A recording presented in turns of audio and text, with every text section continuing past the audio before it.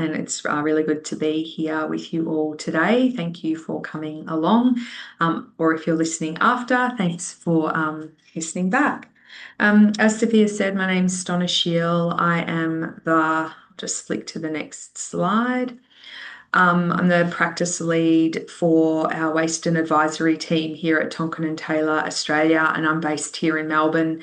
We've also got offices in Sydney, in Brisbane. We've got someone in Adelaide now, and then we're all through New Zealand as well. And we work across Australia, New Zealand, and the Pacific as a broader organisation. So the session purpose today is to offer some insights into scalable waste management strategies and interagency coordination mechanisms that support effective disaster recovery, specifically in regional contexts, but certainly adaptable to metropolitan contexts as well.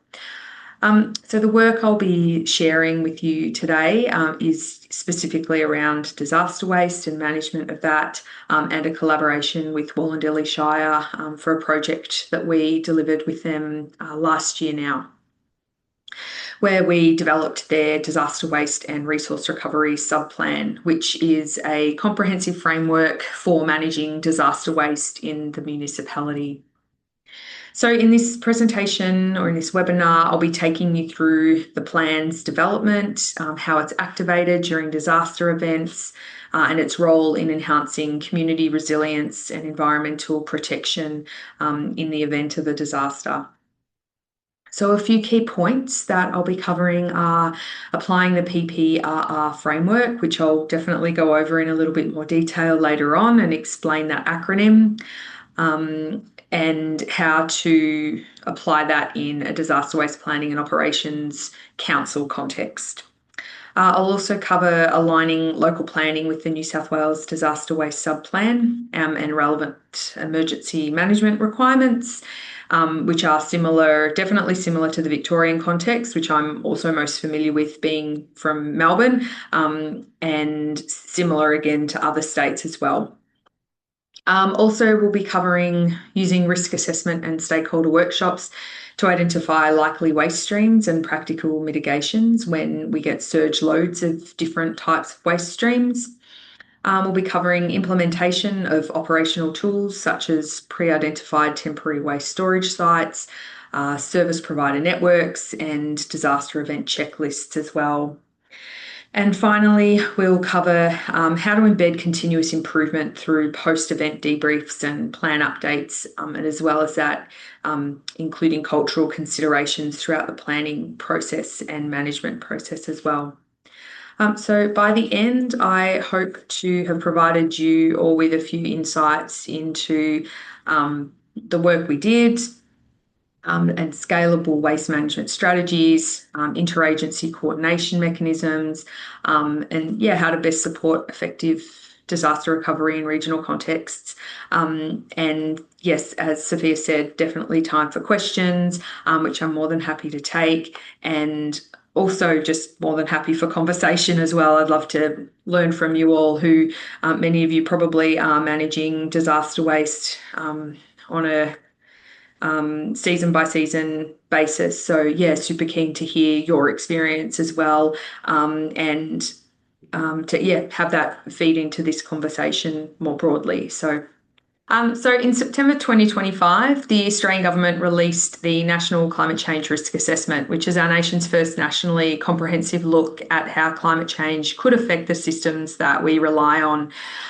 Three key findings of the National Climate Risk Assessment are that climate hazards will get worse under all plausible futures. The difference between 2 degrees and 3 degrees of global warming is significant, and early action can reduce long-term costs and protect what we value. Also, the risk assessment confirms that we're seeing more droughts, floods, fires, and heat waves across the country.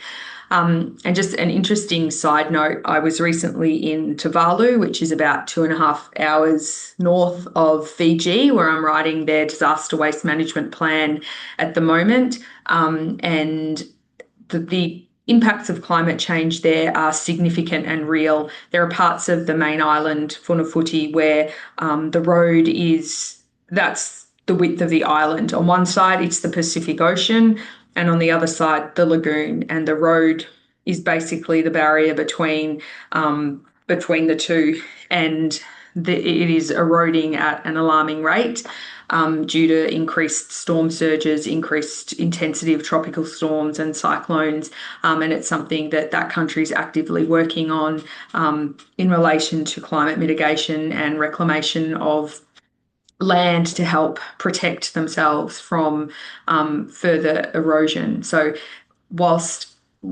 we're seeing impacts now and we're managing, there are certainly nations in the world where it is a daily battle to be that they're up against. So it was quite confronting, and just an interesting side note there around climate risk assessment or climate risk assessment here versus how it's looking in some overseas countries too. I've got a link to that national risk assessment coming up. So if anyone does want to have a look at it, I've popped in a QR code so you'll be able to scan that, and I can put a link in the chat later as well. So the National Climate Risk Assessment identifies 11 priority risks across 7 key systems. And these include risks to regional, remote and Aboriginal and Torres Strait Islander communities that are supported by natural environments and ecosystem services. The second priority risk is a risk to the economy from acute and chronic climate change impacts.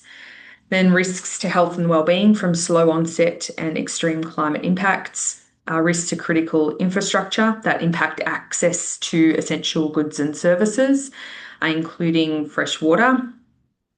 Risks to ecosystems, landscapes and seascapes, including risk of ecosystem collapse and loss of nature's benefits to people. Risks to primary industries and increased biosecurity pressures. Risks to water security that underpin community resilience and natural environments. And water-dependent industries, cultural heritage. Risks to supply and service chains, to coastal communities from sea level rise. For example, the Tuvalu story I just mentioned, and then risks to adaptation from maladaptation and inaction from governance structures which are not fit to address changing climate risks. And the last one there, risks to the defence and national security systems, which includes risks to domestic disaster response and recovery assistance from the competing need to respond to multiple natural hazards events, as well as national security contingencies resulting from concurrency pressures and overwhelming the government's capacity to respond effectively. So one of our key risks is that lots of things happen all at once and our current systems and services are overwhelmed and we can't respond effectively. So as I mentioned, that QR code on screen is a link to the National Climate Risk Assessment. So if you wanted to have a look at that, please feel free to scan that QR code and download the report and have a read of that. So coming back to Wallandilly Shire Council, they had already realised this risk, that this key one on screen, as I'm sure many of you in this Zoom room have as well. And they included in their previous waste management strategy an action to develop an emergency waste management plan. So how would they deal with surge loads of waste in the event of a disaster? This plan was to align with the New South Wales EPA's emergency waste subplan with the aim of assisting council staff to provide waste management support to residents affected by civil emergencies. And so that's how the development of the Wallandilly Disaster Waste and Resource Recovery Plan, or the Waste Subplan for short, came about. So a little bit about Wallandilly Shire Council and where it is, where it's located. So Wallandilly Shire acknowledges the Darawal and Gundagara peoples as the traditional custodians of the land where the Shire is situated, which is approximately 95 kilometres southwest of Sydney at the foothills of the Southern Highlands, home to about 60,000 people, and 90% approximately of the local government area comprises national park, bushland, water catchment or rural land. There's a few key population areas, including Picton, Tamor, Thirlmere, Camden Park, Silverdale, Appin, and Wilton. In recent years, Wallandilly Shire has experienced several disasters, including storms, wind events, floods, bushfires, pandemic, all of varying intensity and effect and impact. Such events have resulted in the generation of surge loads of waste materials or disaster waste, which is defined as the waste and debris generated by major incidents like storms, bushfires, and floods, which can overwhelm communities and require special management. So, a critical first step in developing a disaster waste management plan is to understand the types of waste that you'll be expecting so you know what you'll need to manage. And for Wallandilly Shire, these waste types fell into 6 key classifications. So we used the New South Wales EPA classifications to determine or to categorise the waste. And these were general solid waste, putrescible and non-putrescible, and then special wastes, asbestos, clinical and related waste, waste tyres, and then hazardous waste. And these wastes require an immediate management response. And due to this need for an immediate response, managing disaster waste places unplanned demand on council officers, as well as infrastructure and resources, and it's critical to manage it efficiently and effectively due to the potential risks it poses to human and environmental health, and also, of course, to manage community expectations. As such, we established that the purpose of the waste subplan would be to provide clear and practical guidance to council officers involving managing waste generated as a result of a disaster. And we scoped that to specifically include floods, storms, and bushfires, as these were the 3 top and most common disasters that Wallandilly experienced. And that the waste subplan would supplement the Waste and Environment Services Critical Functions subplan of the Wallandilly Shire Business Continuity Plan. So it was really important that the waste subplan wasn't a standalone document that people may or may not remember, but that it was very integrated with existing business continuity plans so that in the event of a disaster, it's already part of that package that people are already going to. So that was a really a deliberate decision that we made to ensure that the waste subplan was fully integrated with current processes. And also really critical in the development of this waste subplan was that that clear and practical guidance piece. People wanted something, staff wanted something that they could just simply pick up and follow through. So checklists, clear advice, who to go to, who to ring, etc. So it was quite, it was a interesting process, refining guidance to be very straightforward and able to be picked up by anyone in the organisation, maybe not specifically just folks who manage waste, but we'll come to that a little bit more. So speaking still about integration, the waste subplan incorporates knowledge and resources from council's experiences of managing recent disasters. So we ran a lot of workshops internally to gather as much intel as we could from different staff members who have been involved in managing disasters.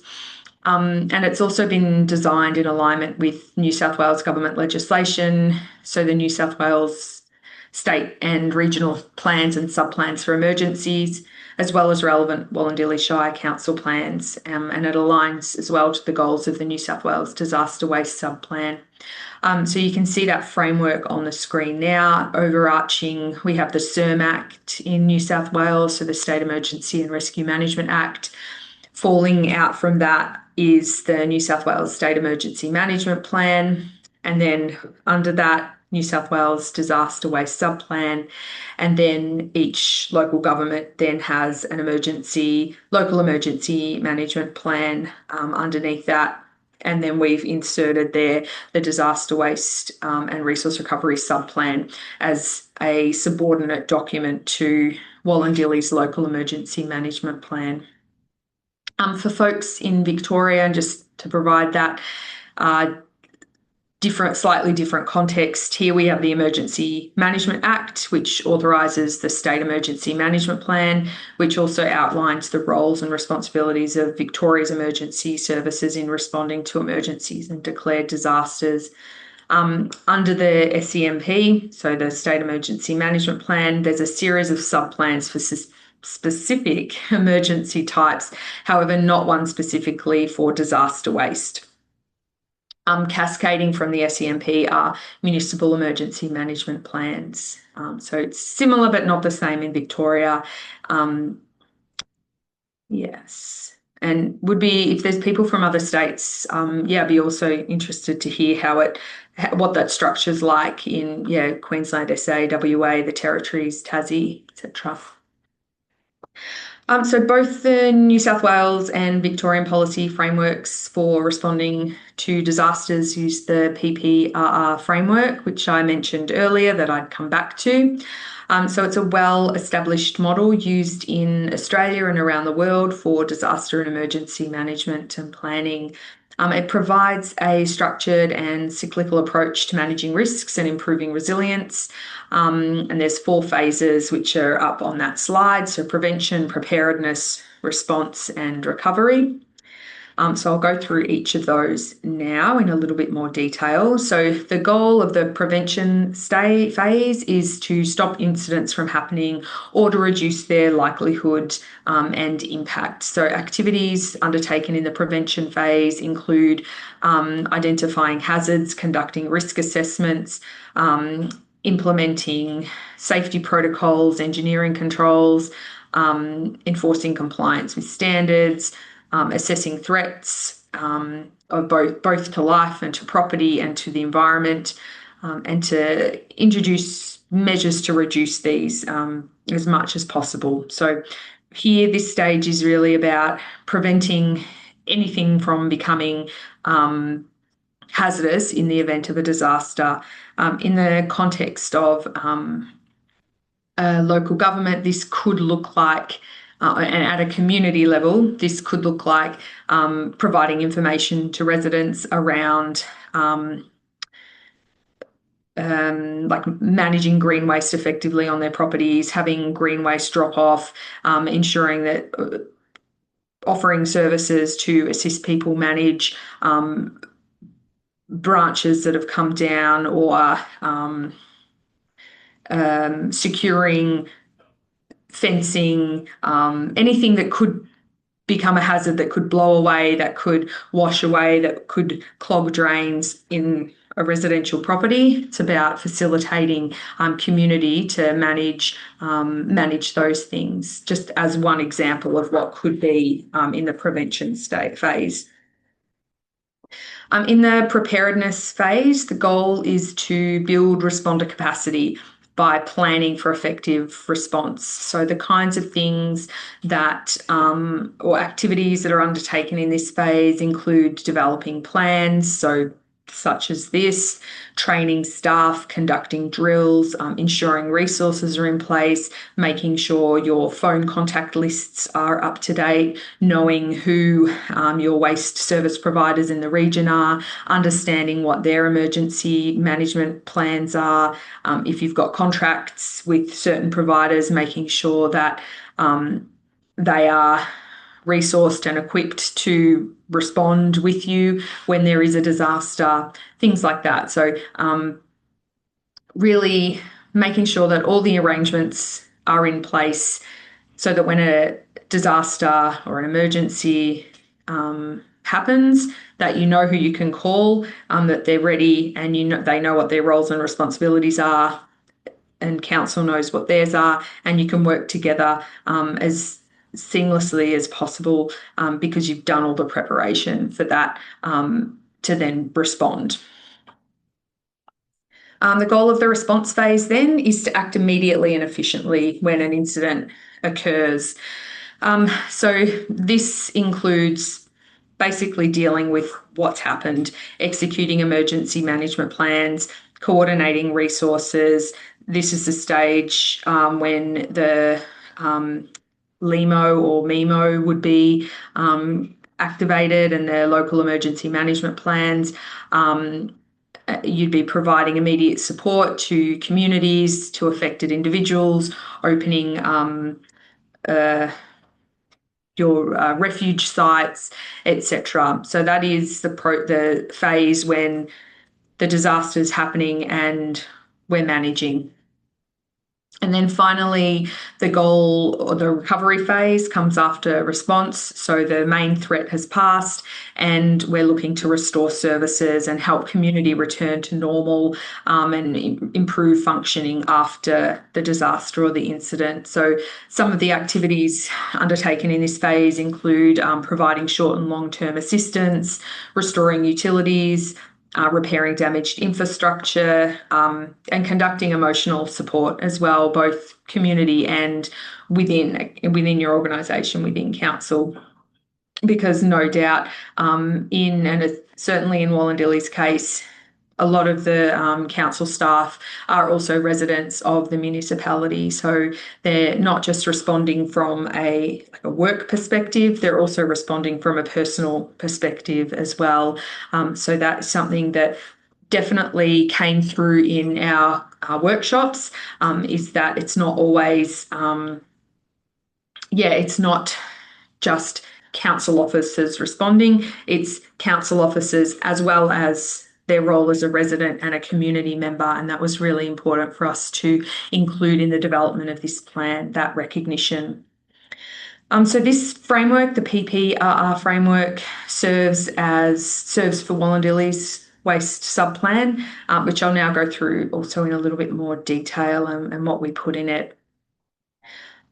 So to develop the prevention component of the waste subplan, we first developed a bespoke risk assessment framework using Council's existing risk framework, but with adaptations to suit the specific context of disaster waste management. And then to complete that risk assessment, we facilitated a workshop with council staff from across the organisation who have a role to play in disaster management. And one of the outputs of that workshop, and one which I definitely don't expect anyone to read, I've just popped a screenshot of our Miro board up there. And on that, we identified the waste types to be managed in the event of a disaster. And we also then mapped all the possible mitigations for each of the hazards identified. And those key waste types are up there on the screen that we identified as the critical ones that would need to be managed. So agricultural waste, asbestos and asbestos-containing materials, C&D waste, household items, sandbags, green waste, haz waste, MSW sediments, and vehicles and machinery. So the risk assessment that we did in this prevention phase identified 34 key risks from across the three disaster types that were the focus of the plan, so flood, storm and bushfire.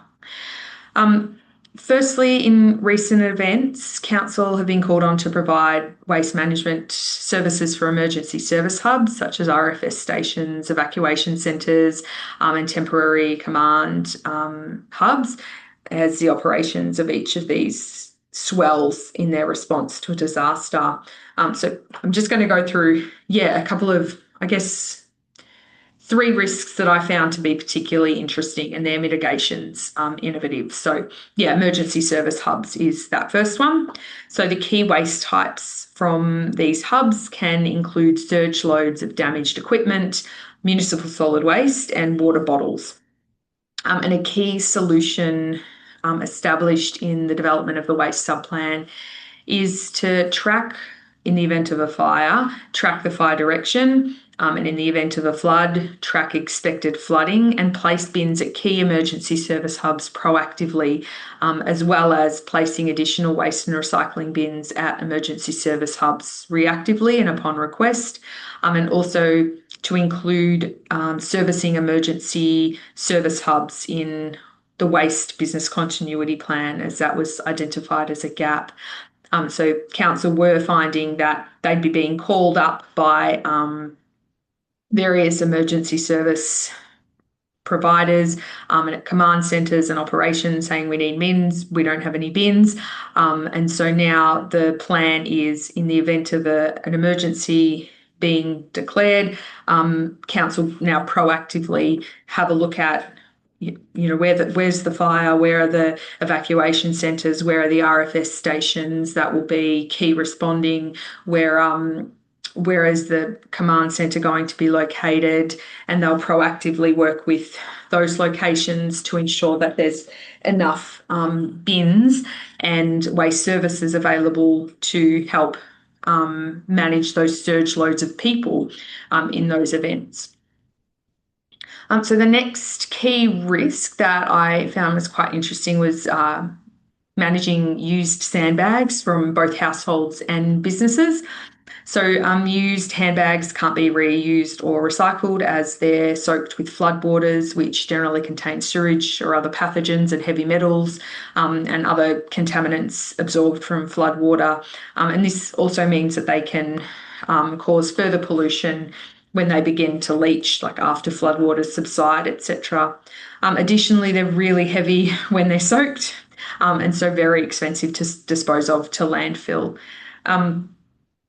So there's a huge financial risk there, as well as an environmental contamination risk and human health risks as well. So to mitigate these risks, council have established a domestic waste reserve fund, which can be accessed when budgeted costs are insufficient to manage costs such as these. And they've ensured that their waste collection contracts also include provisions for contractors to respond during disasters and in emergencies, so that collection and disposal of, for example, used sandbags can be taken care of quickly and efficiently, and that they've got the money there to pay for the landfilling of used sandbags. And then the last one I'll speak to is green waste, so uprooted trees, branches, other vegetation, stockpiled green waste from people's properties. So there's several risks identified in relation to stockpiled and surge loads of green waste, including spread of invasive species. Floodwaters may carry carcasses into new areas, potentially introducing parasites or diseases to previously unaffected areas. Spontaneous combustion of, say, wet hay, which can self-ignite due to microbial activity and heat buildup. Anaerobic decomposition of green waste, creating greenhouse gases, methane. Contravention of legislation and regulations, and odour and air quality, and potential respiratory impacts as well from decomposing green waste. So to mitigate these risks, council have identified 2 temporary waste collection sites, and they're looking at adding an additional 3 contingency locations subject to availability. And they're currently working with New South Wales EPA to have these sites pre-approved so that they can be used immediately in the event of a disaster without the need to apply for a permit. So just trying to be really proactive there about identifying and having sites available as they're needed without delay. Cool. So moving on to preparedness. To develop the preparedness section of the waste subplan, we pulled together up-to-date information on key legislative and council documents, council waste resources, regional waste management facilities, temporary waste storage sites, regional waste service providers, regional equipment hire service providers, and key regional contacts, and collated them into the document. So this information and these resources are now ready to be drawn upon and referred to in the event of a disaster for the management of waste in the event of a bushfire, flood or storm. So we've also noted that the information in those lists needs to be checked at least once a year to ensure that names, businesses, contact details, etc., are still correct. So those kinds of lists do require, annual checking at least to make sure that details are current. A couple of mitigations also that the risk assessment identified, which were woven into this preparedness section, were for council to request clear guidance from the New South Wales State Government on what can and cannot be claimed in relation to declared emergencies, and also the timeframes for applying for and receiving funds. And this stemmed from a disaster event council had a couple of years ago, which happened a couple of days before Christmas, and all their key contacts at state government had gone on leave, and so they couldn't get access to financial assistance or clear guidance. And so that was a real struggle for council, understandably, and so they wanted to mitigate that type of thing and prevent that from happening again. So that's why that action was really important for them, and one which they're progressing at the moment. And building on this, council are also going to investigate the potential to establish an agreement with neighbouring councils to share staff or resources in the event of a disaster. And I think this was a really interesting one for me because it highlighted that all our local governments in Australia have people in the same roles across the board, and I think that's an amazing resource that councils can tap into, especially in the event of a disaster in a regional or a rural area where the waste management officer is also directly impacted by a fire or a flood or another emergency, who might be dealing with the impact of that on a personal level with their family. So the Wallandelli are looking to partner with neighbouring councils to say, well, if that happens to our waste team, can we call on your waste team to assist? It's the same kind of work, it's just maybe a slightly different context. So I thought that was a really interesting partnership approach that they're exploring now. The response section of the waste subplan. So moving on to the first R.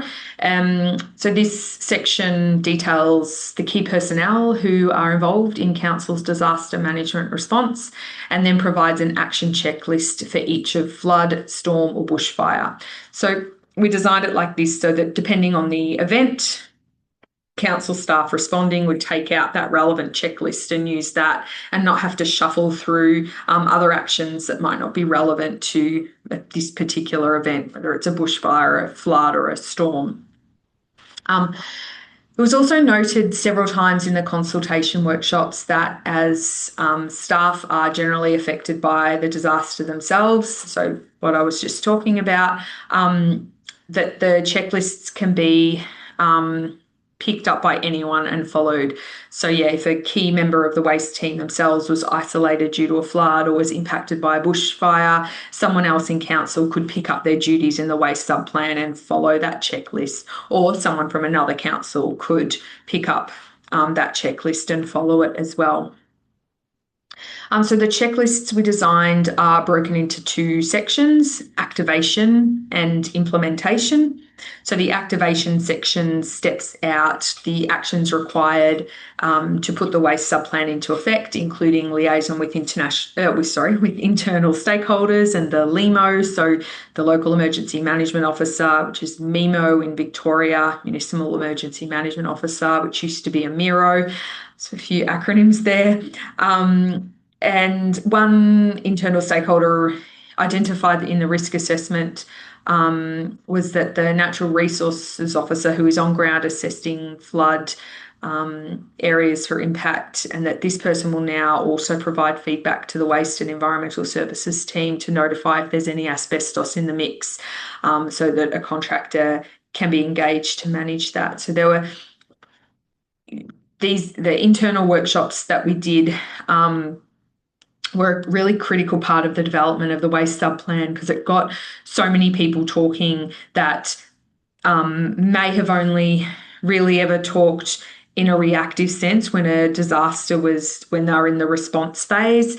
And so these workshops really got people talking about what they could do in the prevention and preparedness phase to make the response more streamlined. So that was another key thing that came out of that. In the implementation sections, this steps out all the actions required to establish the extent of a disaster, the effect on roads and access, activating temporary waste storage sites, mobilisation of council resources, communications with waste contractors and community, and also coordination with neighbouring councils who also may be affected as well. An interesting issue that was discussed in the risk assessment workshops was spontaneous volunteers, so people from either inside or outside the municipality who show up with intentions to help. The key risk here is that they don't often have any training in emergency response, they don't have any PPE, they don't have knowledge of risks associated with floodwater or storm damaged trees or operating on fire grounds. And so a mitigation for this is for council to prepare a procedure for managing spontaneous volunteers, which will include asking residents or others not to just turn up, but if they do, they're then to be directed to the combat agency who are managing the disaster to be directed. So it was a key risk council need to manage. The response section also defines the management requirements for each of the expected waste hazards for flood, storms and bushfires, so council know exactly what to do with the different types of waste as they arise and accumulate. And then finally, this section recognises that waste generated during disasters and the actions taken to remove it can cause significant harm to Aboriginal cultural heritage. And this includes damage to sacred sites, landforms and artefacts, as well as impacts on culturally significant plants, animals, waterways and landscapes. And as such, the disaster waste management activities within the Shire must be carried out with careful consideration and clean-up operations undertaken in a respectful and inclusive manner, especially when a disaster waste clean-up is planned in or near a designated Aboriginal community. And this includes efforts made to engage with local Aboriginal communities as early as possible in the cleanup process, ensuring opportunities for participation either in person, remotely or through consistent and transparent communication. And then the final phase, recovery. So to develop this section of the waste sub-plan, we developed another checklist which contains guidance on key activities to take place following the peak response period for managing disaster. And some of these activities include addressing the emotional wellbeing of staff, financial assessment, coordinating with waste service providers, undertaking a post-disaster debrief, which I'll come back to in a minute, communication with community, deactivation of temporary waste storage sites, and supporting affected communities.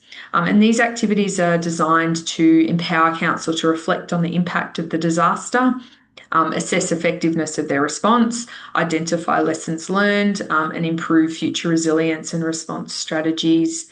And we just coming back to the post-disaster debrief, we spent a bit of time preparing this as it's one of the most critical parts of the waste sub-plan as it launches a continuous improvement cycle through feedback and debriefing.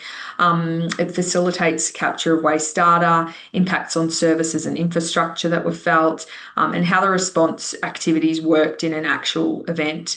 And then all of that is then fed back into the appropriate part of the PPRR framework, making the plan more and more robust every time there is an event. And then finally in this section is a recommendation to test the plan regularly using tabletop exercises to stress test different aspects of the plan so that when in the event of a disaster and that the plan is activated, just as few surprises as possible show up. So I've got here just some key takeaways. from developing this plan. And they are plan for disaster waste. Climate change is here and disasters are becoming more frequent.